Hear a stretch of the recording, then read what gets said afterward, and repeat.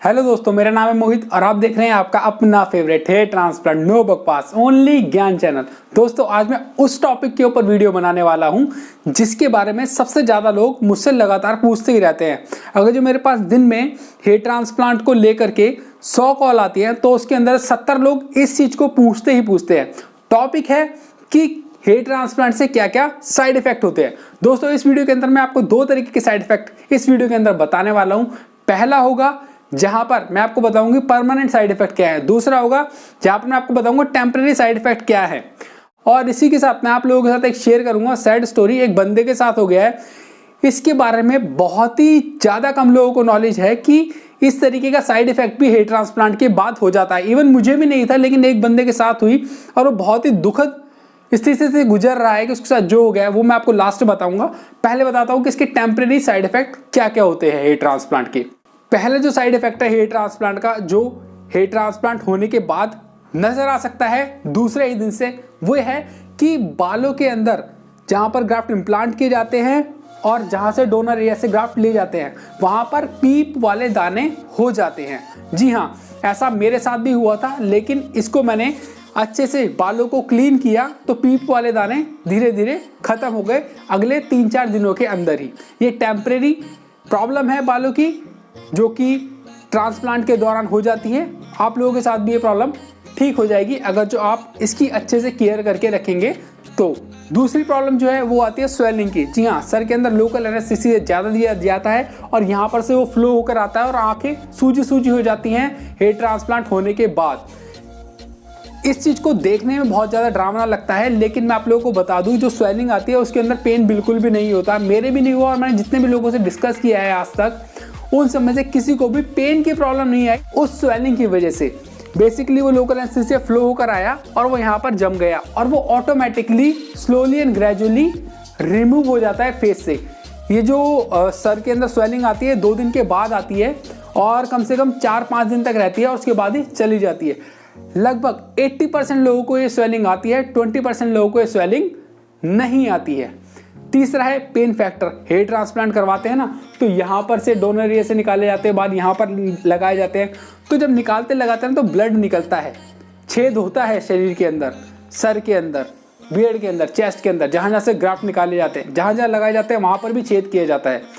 तो pain killer बहुत अच्छी डॉक्टर प्रिस्क्राइब करते हैं ताकि पेन ना हो। मैंने खुद ने अपना हेयर ट्रांसप्लांट करवाया था, मुझे पेन वाली प्रॉब्लम नहीं हुई थी बिल्कुल भी। और कम से कम 95% लोगों को पेन वाली प्रॉब्लम नहीं होती है, लेकिन 5% लोगों को मेडिसिन खाने के बाद भी पेन रहता है। जी हाँ, 5% लोगों को पेन रहता है। मैं एक ऐसे डॉक्टर को जानता हूँ जिन्होंने अपना हेयर ट्रांसप्लांट करवाया था, उनको पेन होता रहा 15 दिनों तक हेयर ट्रांसप्लांट करवाने के बाद भी, जबकि वो पेन किलर खा रहे थे। मेरी बुआ के लड़के ने भी दिल्ली से हेयर ट्रांसप्लांट करवाया है, उसको भी लगभग 15 दिन तक पेन वाली प्रॉब्लम आई और वो भी कहता रहा अरे यार पेन हो रहा है, पेन हो रहा है। 10 दिन तक थोड़ा ज़्यादा पेन हो रहा था उसे और 10 दिन के बाद के 5 दिन तक थोड़ा कम पेन हुआ, उसके बाद पेन गायब हो गया। तो ये भी एक है उसका साइड इफेक्ट जो कि बहुत ही कम लोगों को होता है, लेकिन होता है जिसे पेन वही जानता है भाई। और ये पेन जो होता है ना, ये वाला पेन रात को ज़्यादा होता है, जब हम सो रहे होते हैं ना, सुनसान में सब सो गए होते हैं और तब हमारे पेन थोड़ा ज़्यादा हो जाता है और बहुत लोगों को इससे बहुत ज़्यादा डिस्टर्बेंस हो जाती है। चौथा होता है शॉक लॉस। जी हाँ दोस्तों, जो नॉन ट्रांसप्लांटेड हेयर होते हैं बालों के अंदर, जिसके साथ कुछ भी छेड़छाड़ नहीं की जाती, जैसा इमेज में आप लोग देख पा रहे हैं, लेकिन यहाँ पर से बाल गायब हो जाते हैं और गायब होने के बाद ये बालों को वापस आने में 4 से 6 महीने तक का टाइम लग जाता है और इसके लिए कुछ क्रीम या स्टेरॉइड्स डॉक्टर देते हैं, तब जाके हेयर दोबारा से ग्रो करते हैं। लेकिन ये भी एक टेम्परेरी इशू के अंदर ही काउंट किया जाता है। तो दोस्तों ये थे 4 वो इशू जो अधिकतर लोग फेस करते हैं हेयर ट्रांसप्लांट करवाने के दौरान। अब आ जाते हैं परमानेंट इशू के साथ। परमानेंट इशू के अंदर जो है आगे की तरफ जहां पर ग्राफ्ट लगाए जाते हैं वहां पर कुछ दाने दाने से उग जाते हैं और उन्हीं दानों के अंदर से बाल उग रहे होते हैं। उन दानों के अंदर पीप वगैरह नहीं पड़ती है, नॉर्मली दिखता है, लेकिन दाने दाने साफ नजर आते हैं। मतलब कि अगर जो आप सामने वाले बंदे किसी से मिलोगे तो समझ आ जाएगा यार यहाँ पर तो इसके दाने हो रहे हैं। या फिर आप में से बहुत सारे लोग होंगे जिनों के साथ ये इशू हुआ होगा, वो कमेंट सेक्शन में प्लीज कमेंट करके बताएं। इवन कुछ यूट्यूबर जो आप लोगों को सलाह देते हैं, आप लोगों को बताते हैं, नॉलेज देते हैं इतनी सारी, उन्हों के साथ भी ये इशू आई है और ये अनअवॉइडेबल सिचुएशन है। क्योंकि डॉक्टर भी जब हेयर ट्रांसप्लांट कर रहे होते हैं, ग्राफ्ट्स को इम्प्लांट कर रहे होते हैं, उन्हें भी नहीं पता होता कि ऐसा कुछ होने वाला है। लेकिन ये इसका एक हिस्सा है जो जिसमें कि लोगों के साथ ऐसा हो जाता है।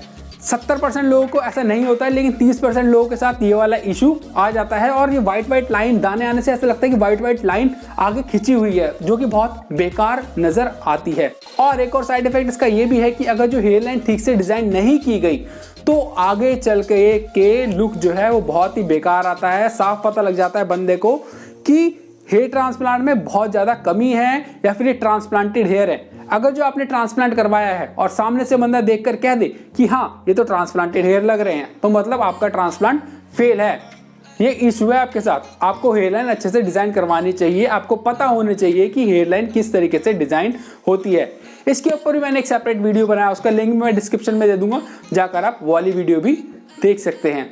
अब लास्ट जो इसका परमानेंट इशू है वो है स्कार। जी हाँ, आप किसी भी टेक्निक से अपना हेयर ट्रांसप्लांट करवा लो, FUE, FUT, DHI, big FUE, जो भी नाम देना है आपको दे लो, यहाँ पर से जब ग्राफ्ट निकलते हैं तो स्कार बन जाते हैं, ठीक है। और वो स्कार जिंदगी भर आपके साथ रहते हैं। FUT का स्कार मुझे जनरली बहुत बुरा लगता है, क्योंकि पूरी लाइन बन जाती है गजनी की तरह और फटाफट सा ऐसा लगता है कि बहुत गंदा ऑपरेशन करवाया हुआ है। और FUE का हेयर स्कार जो होता है वो भी बहुत ज़्यादा होता है, तो उससे जैसे ही आप छोटे हेयर कट करवाते हो, छोटी मशीन से ट्रिम करवाते हो, कैंची से, मतलब कि कहने का मतलब ज़्यादा छोटे बाल करवा लेते हो, तो वो नज़र आता है कि भाई बंदे ने कुछ करवाया हुआ है, पीछे से निकल रहा है, और वो अच्छा बिल्कुल भी नज़र नहीं आता। तो दोस्तों यही थे हेयर ट्रांसप्लांट को लेकर के परमानेंट एंड टेम्परेरी इश्यूज। दोस्तों अब मैं आप लोगों को बताता हूँ एक बंदे की स्टोरी, जहाँ पर एक बंदे ने हेयर ट्रांसप्लांट करवाने गया और करवाने के बाद उसकी नर्वस सिस्टम के साथ, यानी नर्व्स होती है ना सर के अंदर, उसका एंडिंग पोर्शन होता है, उसके साथ थोड़ी छेड़छाड़ हो गई, जिसके कारण से उसे इशू हो रहा है अपनी नजरें और दिमाग को एक साथ सिंक्रोनाइज करने में। उस बंदे ने अपना हेयर ट्रांसप्लांट जो है वो दिल्ली से करवाया था।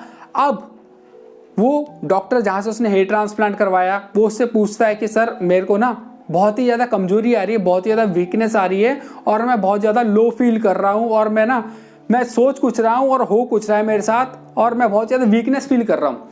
उसने सर्च किया गूगल के ऊपर कि भाई हेयर ट्रांसप्लांट करवाने के साथ सर में छेद जो होते हैं, फॉलिकल बनते हैं, उससे कुछ इश्यू तो नहीं आता। तो उसने पाया कि हाँ भाई नर्व्स जो है अगर जो छेड़छाड़ कर दी जाए उसके साथ तो ऐसा इशू आ सकता है। उसने क्लिनिक से पूछा, क्लिनिक वाले को बोल दिया कि अरे भाई आप ज़्यादा सोच रहे हो, इस वजह से आपके साथ ऐसा हो रहा है, बाकी ऐसा हेयर ट्रांसप्लांट की दुनिया में नहीं होता है किसी के साथ। फिर वो एक न्यूरोलॉजिस्ट के पास गया, उसने भी ऐसे ही बताया उसको कि भाई ऐसा नहीं होता है और ऐसा कोई भी प्रॉब्लम नहीं, 10-15 दिन में आपके पास ठीक हो जाएगी। लेकिन वो बंदा लगातार इस प्रॉब्लम को फेस कर रहा है।